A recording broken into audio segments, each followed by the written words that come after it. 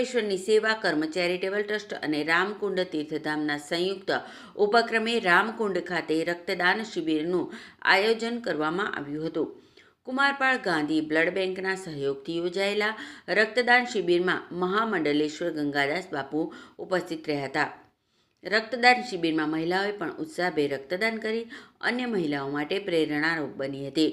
આ પ્રસંગે સેવા કર્મ ચેરિટેબલ ટ્રસ્ટના હોદ્દેદારો અને રક્તદાતાઓએ રક્તદાન કર્યું હતું। જય સિયારામ।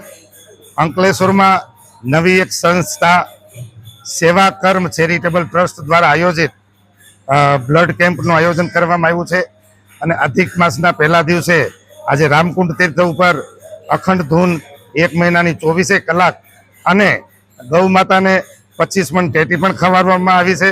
સાથે સાથે આ સંસ્થાએ આજે શ્રી ગણેશ કર્યા છે અને જીવનમાં પાણીની જેટલી જરૂર છે એટલી બ્લડની પણ જરૂર છે, તો એ ધ્યાનમાં લઈને આ સંસ્થાએ શ્રી ગણેશ કર્યા છે।